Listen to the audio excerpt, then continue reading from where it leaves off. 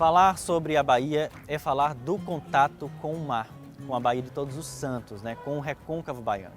Toda a nossa história está em link direto com as atividades que foram desenvolvidas justamente com o Oceano Atlântico ou com a Baía de Todos os Santos. É por isso que a gente fala que Salvador é uma cidade atlântica. O porto que tivemos do ponto de vista da importância no cenário mundial no século XVIII e no século XIX, a cidade e as cidades da Baía de Todos os Santos, em contato com todos os grandes artistas, nas músicas de Caymmi e de outros tantos personagens, é sem dúvida o principal cartão postal. E os saveiros não deixam de ser essa moldura que leva toda essa história. Ao longo do século XX, o interesse do ponto de vista político e do próprio desenvolvimento das cidades, do Estado como um todo, acabou priorizando as estradas, o que aconteceu no resto do Brasil.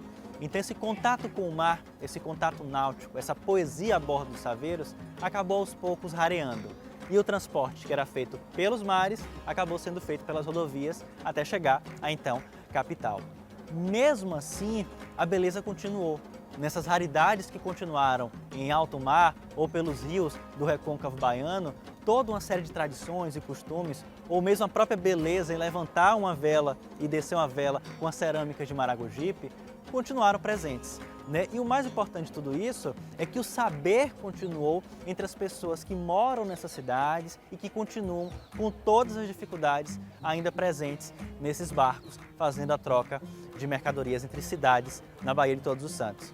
Então, a beleza que está por trás disso envolve toda uma questão sensorial, em contato com o mar, com o vento, com a Baía de Todos os Santos e com a história da primeira capital do Brasil, a então cidade do Salvador, e de todas as cidades do Recôncavo Baiano e da Baía de Todos os Santos.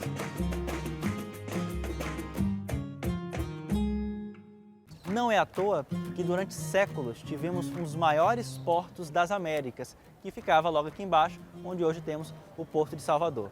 Cidades como Santo Amaro da Purificação, Cachoeira, São Félix, Maragogipe, entre outras tantas, dependiam, portanto, dessas embarcações, especialmente dos saveiros, para fazer essa troca de mercadorias entre esses eixos que montavam o panorama econômico daquela época. Então a importância do saveiro não está somente no fato da embarcação ser um ícone da Bahia, um ícone da Baía de Todos os Santos, do Recôncavo Baiano, mas é uma própria representação simbólica de todas as tradições históricas ao longo de séculos aqui nessa região.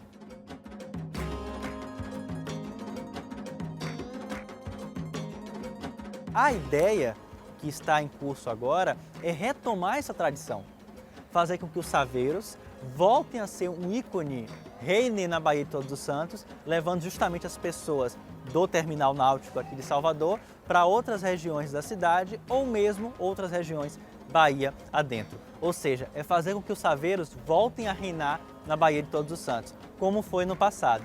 Não só como um ícone do ponto de vista do translado de mercadorias, mas também como um lugar onde os passageiros sintam a emoção de conhecer a cidade do Salvador e toda a Baía de Todos os Santos vista do mar.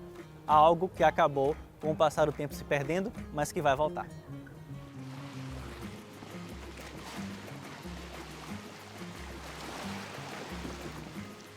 Quando a gente conversa, quando a gente lembra do Recôncavo Baiano, é interessante porque além de toda a importância das belezas naturais, também tem todo um elo das atividades socioculturais que marcam aquela região.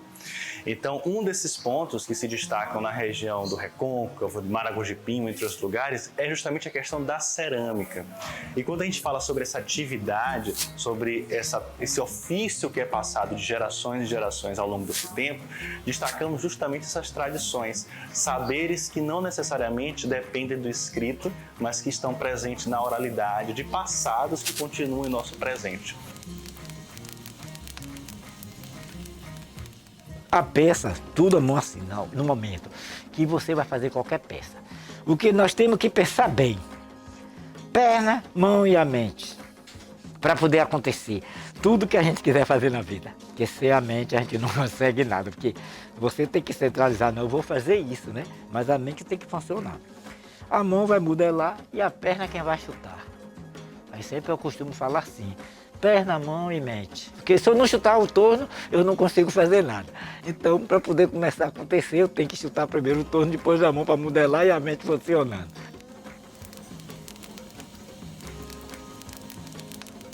A pintura na Tabatinga é uma marca de Maragogi-Pinho. É uma marca de Maragogi-Pinho. Porque todo o processo nosso começou em Jaguaripe. Né? Pelos padres jesuítas foi que lançou o artesanato em Jaguaripe. De Jaguaripe, ela veio até uma cidade que é Aratuípe, de onde veio a matéria-prima nossa para a gente trabalhar, chama Santo Antônio dos Caboclos.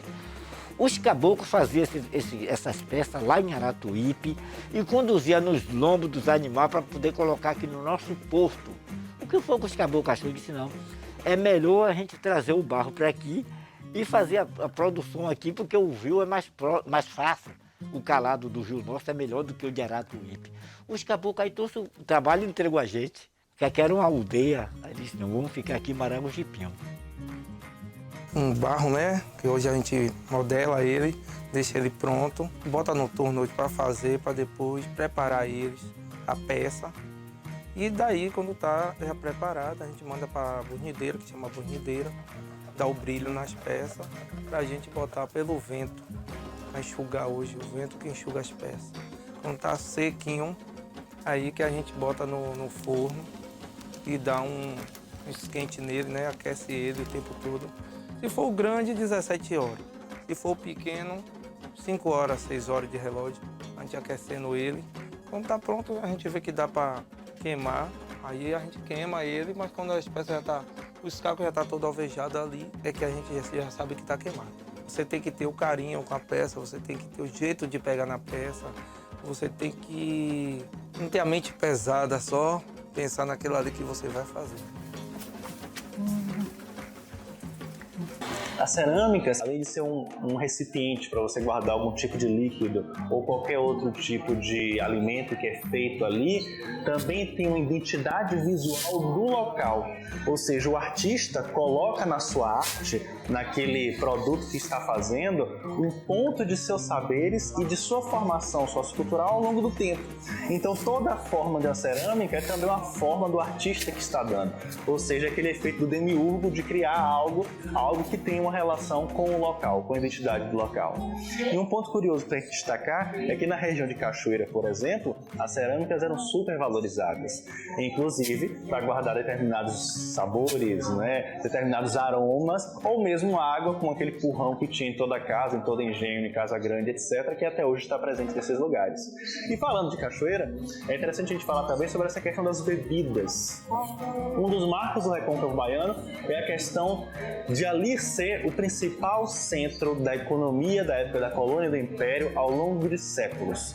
Se Salvador é o centro político-financeiro, o Recôncavo Baiano, a cidade de Cachoeira, entre outros lugares, eram também um ponto de contato do ponto de vista econômico, né? Do ponto de vista dessa grandeza do açúcar e da brutalidade da escravidão ao longo de todos esses séculos. Então, os principais engenhos, as principais famílias, os principais investimentos do ponto de vista econômico na Bahia ficava nessa região do Recôncavo Baiano. Então, fortunas eram geradas ali, não só pelo açúcar, como também as outras atividades derivadas do açúcar. Então, temos a cana, temos o açúcar e temos as bebidas, temos os licores, temos as frutas que necessitam desses víveres que acabam vindo das cidades do entorno para ter esse licor cheio de sabor que, especialmente na época do São João, no meio do ano, acaba se destacando não só naquela área como em outros lugares. Porque meu avô ele tinha um costume de oferecer o licor no período de junho, que era a tradição na cidade, o São João passou por aí e tome-lhe licor. Quando meu pai assumiu, passou a vender o licor. E aí estamos até hoje no mercado. Que era uma fábrica de charutos, que a gente trabalhava com fumo, que era quem mandava na região. Aí depois que meu pai assumiu, passou a fabricar uma quantidade maior de licor e passou a ser comercializada. Aqui no Brasil nós temos um costume do período junino, que é o mês de junho, consumir o licor. Aí é que entra a gente, fabricante de licor, que começa a fornecer o licor para todas as casas e bares, pessoas que consomem o nosso licor. Sendo que a gente trabalha o ano todo e no período de baixa estação vem turista nos visitar, leva o licor para fora Enfim, tem um consumo, mas bem insignificante em relação ao mês de junho, que é o período que sai mais. O jenipapo era o licor consumido no mês de junho, jenipapo e maracujá. Depois que veio aparecendo os demais, mas ele ainda não perdeu a sua majestade. Hoje ele é o mais vendido, entendeu? A cada 5, 10 litros do jenipapo sai um dos outros. Ele é bastante vendido. Cachoeira, eu diria a você que é tudo, uma cidade gostosa, uma cidade hospitaleira, uma cidade onde você de tudo encontra um pouco, né? Há quem diga que o Brasil é mistura de raça. Eu diria que Cachoeira é um coquetel de raças.